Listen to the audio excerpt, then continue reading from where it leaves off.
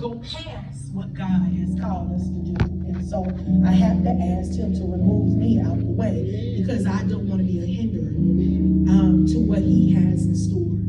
And so as y'all know me, the first thing we do is take these shoes off. Now this was nice, but like that's enough there. Yeah, I said I'll come up here with y'all, look with them on.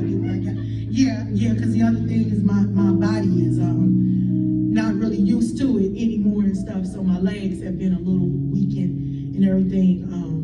And so for some of you all, they know I'm fighting stage 2 breast cancer, and so the medicine that they give me weakens my muscles and everything. So it's almost a chore.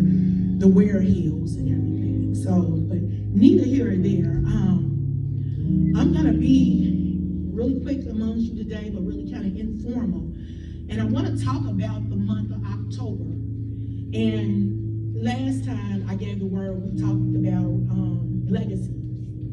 And so I wanted to bring this up in the month of October of ungodly soul ties.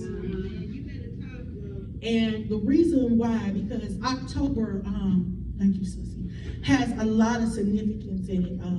We celebrate breast cancer awareness. I tell you, I told Pastor the other day, I said, I'm grateful that everybody is breast cancer, but I'm real tired of seeing pink, because if you ain't going through it, it's kind of a hard thing. So I'm kind of like, listen, I don't want to see no more pink right now. We talk about in the month of October, harvest. And because October and November is the month that we collect the bounty for seeds that have been sold and planted. But the biggest thing that everybody get really excited about is Halloween. Originally known as All Hallows Eve. And it was a pagan festival. Started hundreds of years ago. People would dress up. They started out dressing up as saints. Wearing costumes to ward off ghosts and evil spirits. It actually evolved out of a Catholic holiday. Well, in today's world, what we learn is that Halloween is pretty much become All Hallows Eve, because people dress up and they go around scaring people and they put on demon masks and everything and stuff, not realizing what kind of soul ties they are welcoming in. But in general, I don't think we realize what kind of soul ties we invite into our lives. Most of the time when we say soul ties, the thought is a connection of the flesh, sexual and lustful relationship. So most of the time now when we talk about soul ties, people only think about the sexual aspect of it. 1 Corinthians 6:16 actually tells us, don't you realize that if a man joins himself to a prostitute, he becomes one body with her. For the scripture says the two are united as one.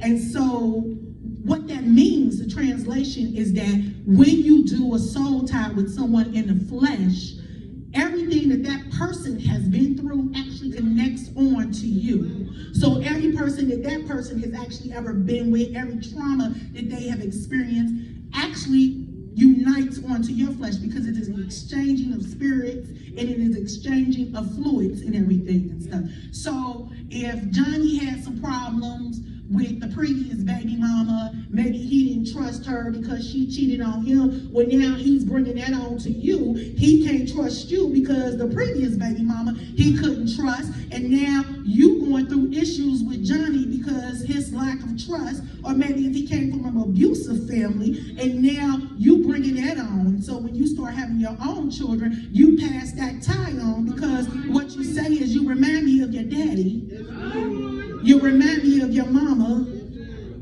and so now that is a soul tie.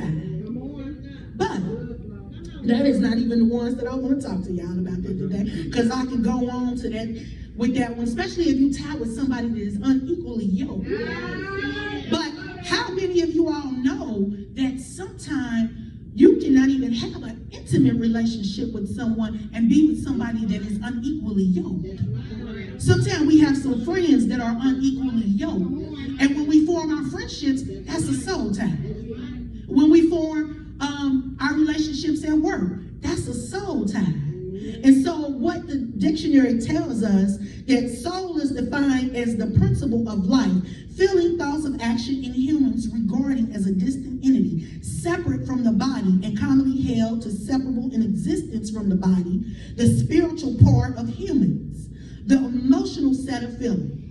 So that's kind of what our soul involves. Because see, some people don't even know the definition of what an actual soul means. So when you're doing some things and you're trying to distinguish between right and wrong, that part is your soul. You know how you do something, you know it's wrong, but in the back of your mind, that is your soul saying to you, that is not the way you were supposed to go. But oftentimes we ignore that little voice that our soul is whispering to us. And so the emotion part of that is the state in which joy, sorrow, fear, hate, or like is felt, sometimes causing psychological changes. So in other words, when we have these emotions, we strike out. Sometimes we cry, sometimes we get mad, sometimes we get giddy, but all of that is a manifestation of that soul emotion. You know, you ever got so mad, you just want to bite your tongue. That's part of that soul emotion. But it goes back to, what is that soul tied to? So the tie, we learn, is the bind, fasten, or attached with a cord or string, drawn or knitted together.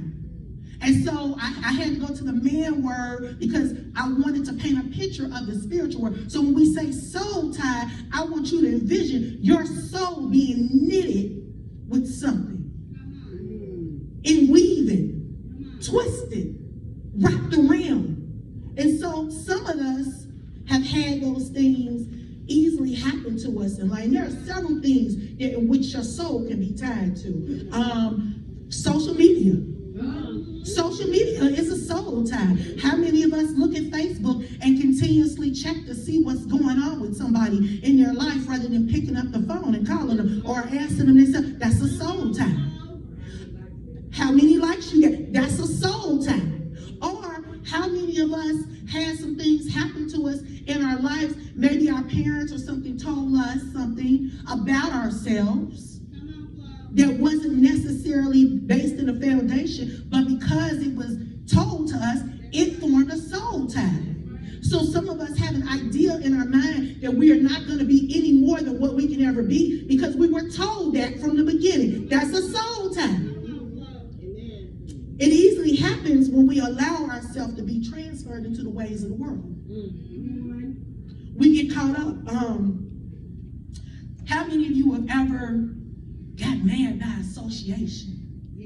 I'm mad at you because she mad at you. I don't even know you, but that's my friend. And so because my friend mad at you, you know what? I don't really like, that's a soul tie. You've tied your soul to somebody else's anger. Those are things that we don't think about. You know, we think that, oh, you know what, I'm looking out for my friend. I'm protecting my friend. This may tell my friend wrong. But at the same time, you know, sometimes, and I'm just going to be honest with you because I did it, you get real mad at the person. You don't even know what the person did, but you know they did something to your friend. And every time you see the person, you rolling your eyes, sucking your teeth at the person. I ain't never really like her no way. That's a soul tie. Or God forbid somebody do something in a relationship wrong to your friend. He ain't no good, no way. And you start telling about the person that dated your friend just by association. Ex-husband, oh, you know, he wasn't worth nothing. My friend was married to him. You don't even know the man. You don't even know the woman. But you have now tied your soul to this situation. We easily do it. Sometimes just speaking, depending on the content of the conversation, if your ear gates and eye gates are not protected, you can tie your soul. Now, there's no biblical actual reference to soul ties, so I want to say that all soul ties are not necessarily bad soul ties, but we're talking about ungodly soul ties. We're talking about soul ties that cause you to act a fool, which is kind of what happened with Halloween. It got too far out of hand, the media started pressing forth in it, and it started out as one way, you know, but then it turned it around. And so what happens when we lose control of our soul ties? I can speak for my own life. I've had some soul ties going on. But one soul tie I was telling Pastor about was with my father. Pretty much all my life I was told that my birth father, had raped my mother. And even though he was there raising me, I could not bring myself to have a relationship with him. Not knowing his side of the story, not even hearing it from my mother. I always heard it from a third party. So because of that, I had a disdain for my father. Even though he was there actually more than my mother, I had a soul tied to what was told to me. Even dealing with what I'm dealing now, going through breast cancer, it is a soul tie, because what we know or what we've been told is that you don't make it from the big C. And so the soul sometimes gets tied to what the outcome has been projected by society for us versus what God is actually will and can do in our lives. And so it's tied me, because here I am in this midst, in this battle, and I ain't speaking nobody but me. I know some of us been in battles, but I can't talk about nobody but me. I'm in this battle and I'm fighting, but at the same time, the world is telling me, well, here's your percentage, here's your chance. That's a soul tie, because now my soul begin to wonder. I begin to doubt what God is telling me.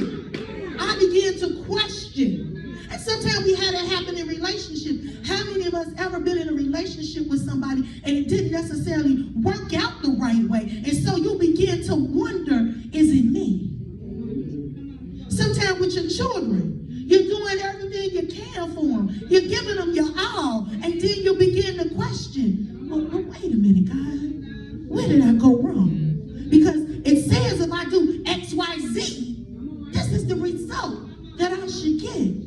Well, where did I go wrong? See, your soul becomes tied to the outcome versus actually being tied to what God has in store for you and what God can do for you.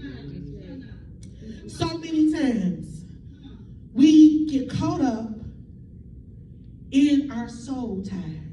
Some of us have been tied for years.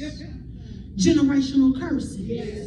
We have been wrapped up in for years because the mama told us we wasn't going to be nothing. The family had a bad history, but you didn't know about God's promise.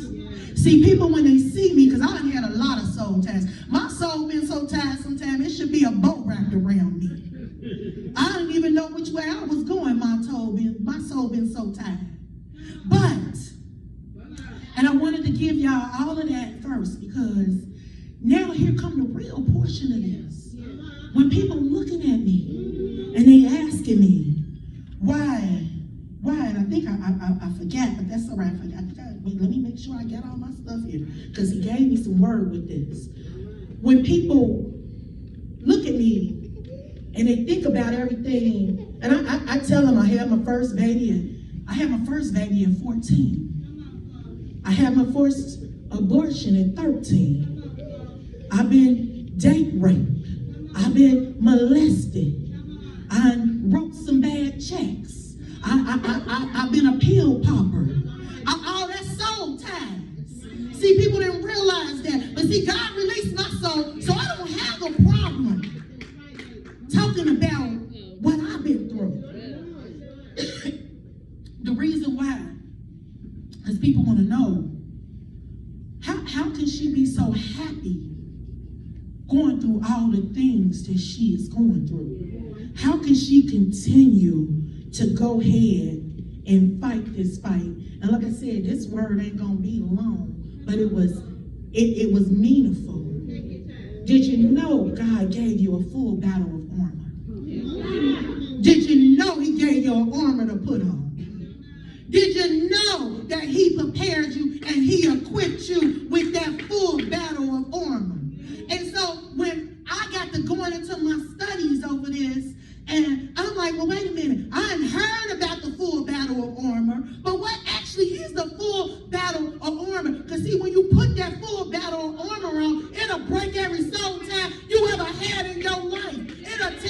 Why? Because you're protected. Did you know you was protected? Listen, he gave me a belt. He gave me a breastplate. He gave me footwear. My God, he gave me a shield. He gave me a helmet. He gave me a sword. And I ain't making this stuff up. It's in the word. Somebody get Ephesians up. Listen. He gave it to you. He gave you a full battle of armor. So whatever soul tie that's grabbing onto you, whatever soul tie that you thought you had, that full battle of armor protects you from it. Because the only thing that your soul should be tied to is God. That's the only thing. Ooh, y'all better be glad I ain't got the energy I usually have. Because I listen, when I think about that battle of armor, when I think about that battle of armor and how he gave it to me, baby, listen, I'm so glad I serve a good God. Man, put Ephesians 6 up, please. Okay, let me get my phone out. All right, because I bring my phone. Okay, 6.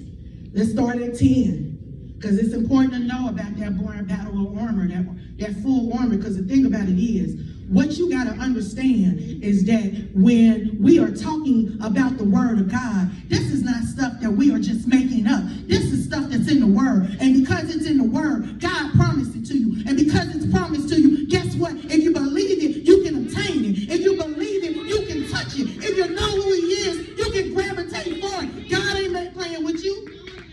God ain't playing with you. We keep playing with God. He's not playing with us. He's saying, yes, you got some soul testers. Even though the Bible don't mention it, we know them to be real.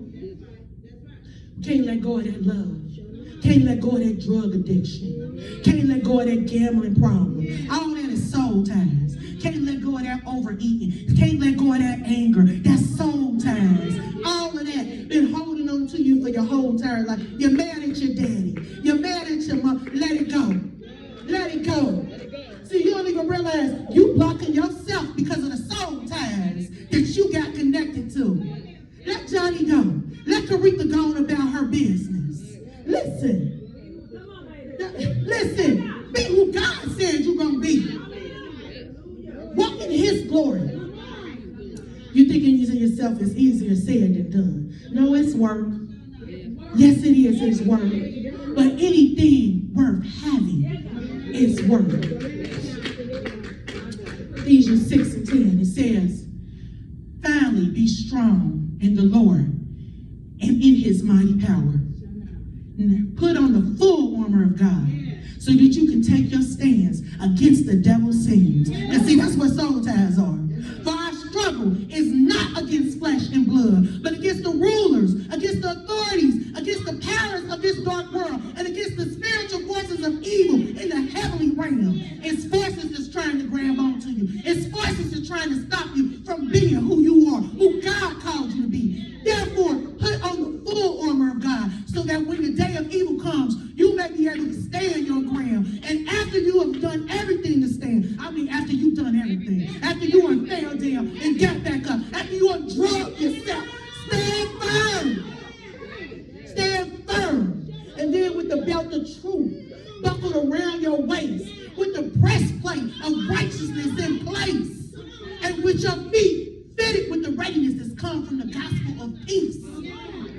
In addition to all this, take up the shield of faith with which you can extinguish all the flaming arrows of the evil one. And I say all of them. I mean everything. Take the helmet of salvation and the sword of the Spirit, which is the word of God. Get in your word, get in your word, get in your word. And pray in the Spirit of all occasions, with all kind of prayers and requests. With this in mind, be alert and always keep on praying for all of the Lord's people. Hit 19 for me, baby, because that was especially for me. Pray also for me, that whatever I speak, words may be given me, so that I will fiercely make known the mystery of the gospel. Because see, I don't know what's going on with me, for which I am an ambassador in chains. Pray that I will declare it fearlessly as I should. So in other words, I declare my healing. I declare my My soul broke in them times. See, you better, all them sentences was real important. At work, I got Minister Lakeisha over here. Me and her, when there's something going on, we hit in the bathroom and we started to pray because our job is tough. When she come in crying, I touch an agreement with her. When I come in crying, she touch an agreement with me. Because see, we know we got soul ties. Even the job holding on to us, making us be people that we don't want to be. But we are people of God. See, soul ties will influence your sense of identity. It will cause you to lose it. You didn't know that. The soul tie will take away your identity. God say you are, but the soul tie will tell you you're not. The soul tie will tell you you're a Jezebel. The soul tie will tell you you're a drug addict. The soul tie will tell you got an addiction. The soul tie will tell you you're broken. The soul tie will tell you you're going to die.